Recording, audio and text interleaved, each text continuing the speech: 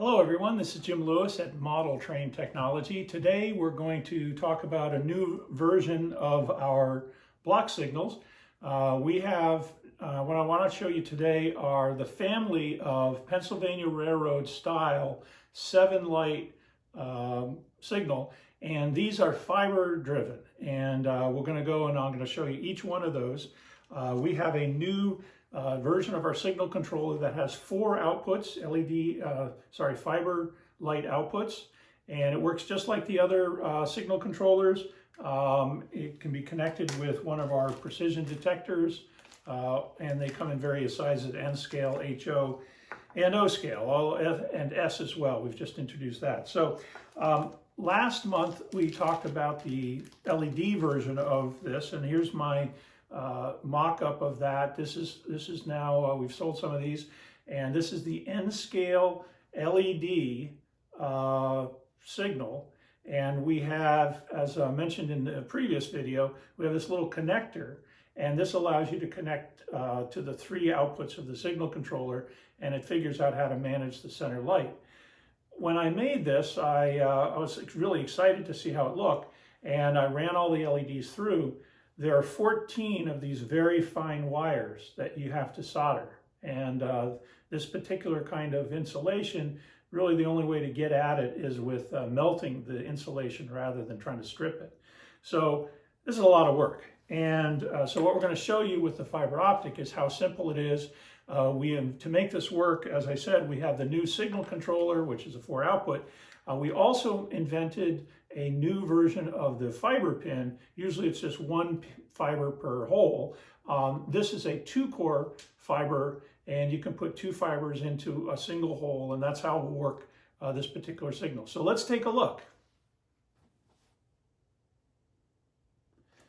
First, let's run through how it looks. I have the signal controller hooked up and just a little push button off to the side. I'll show you that in a minute, but I'm going to push the button and that will trigger the red aspect.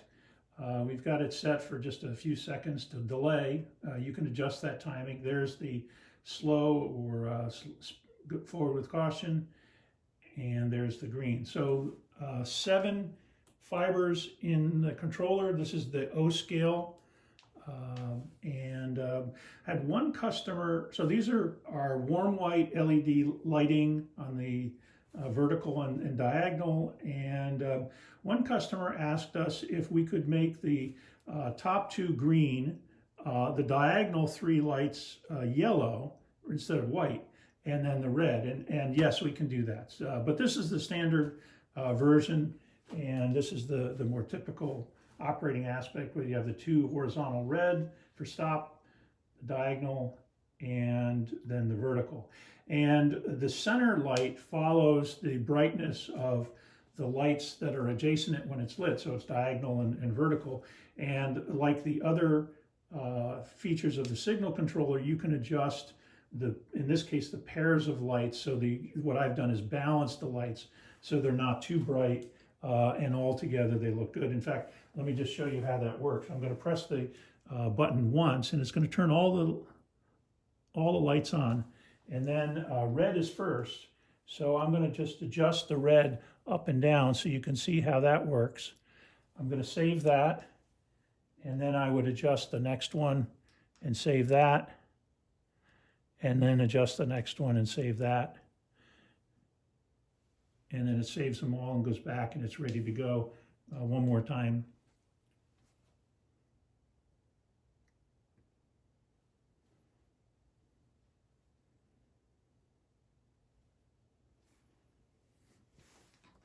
When I adjusted it, I increased the timeout, so let's change that. Let's do it again. There we go.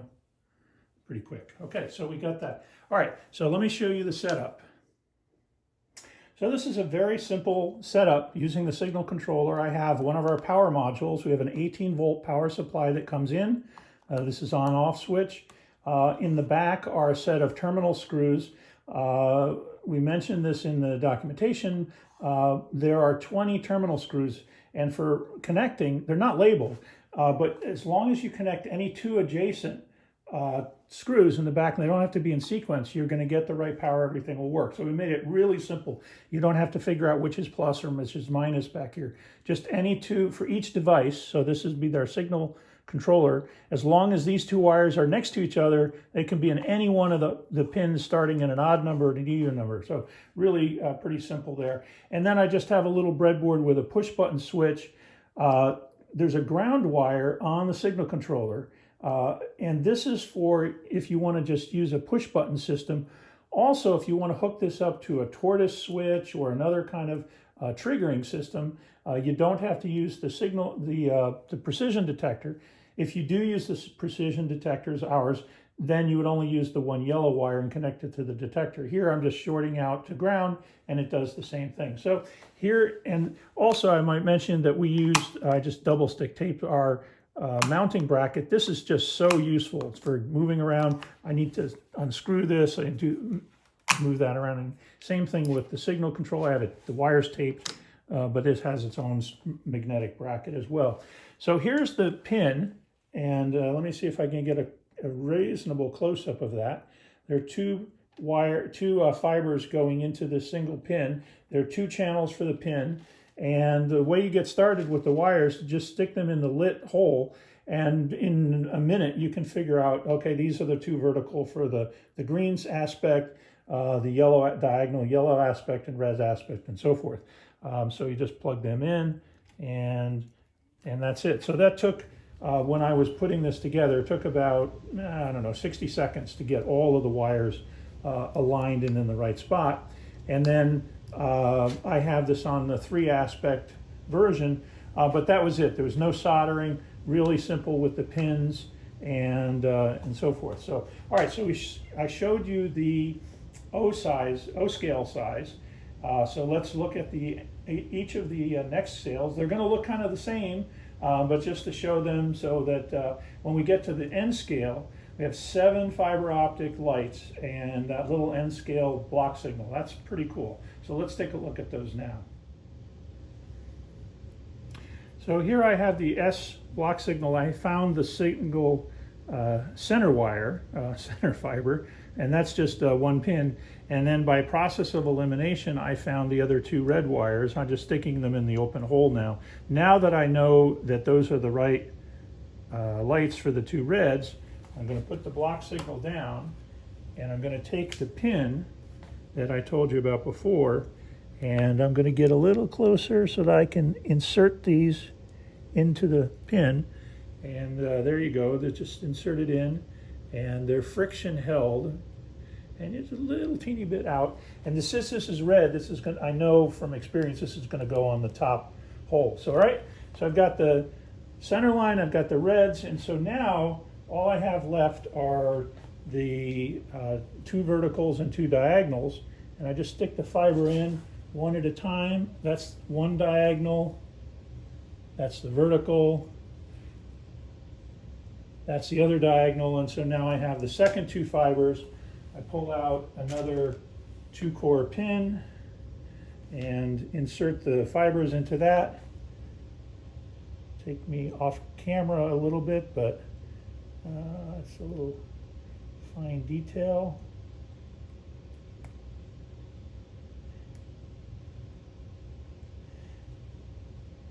And there we go. We got the 2 pins in, and we're going to just insert that into the diagonal, which is the next one down from red, and that leaves only one left, and so that's really easy to diagnose. 2 fibers and 1 hole. So we're done. All right, so we have the S scale signal set up. And there it goes. Let's slow it down a little bit and watch it go through its paces. This is set on immediate mode, which is 3-aspect. In other words, the lights turn and switch immediately. I'll show you how easy it is to set this to the fade version. That's option 7. So I'm going to push the signal controller select button 7 times. 1, 2, 3, 4, 5, 6, 7, and that's it. It will flash and blink back at me 7 times, letting me know that that worked. And then it will go and it's ready to be fired. I'm going to trip the button, and you can see that it fades pretty quickly. from one to the other. There you go. So if you like that particular animation, you can, it's just really easy, or you can go back to the immediate mode. All right, one more time on the S scale, and then we'll go down to HO. You might get the idea that these look very similar. Because there we go. Okay, good. And here's the HO scale.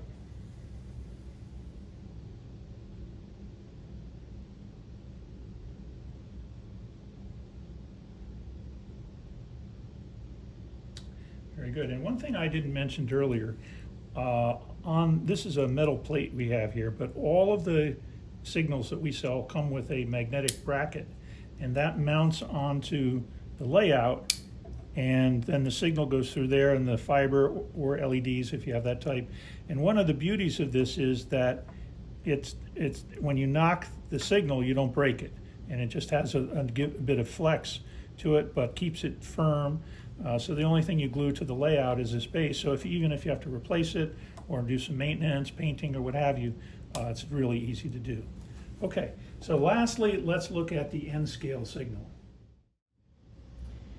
And finally, our jewel in this thing, really, because to get 7 fibers in here and get the whole thing working in N scale is really pretty cool. So that's the signal sitting next to the HO. You can see the size of my hand, how small this is. This will have the magnet mount anyway, as well.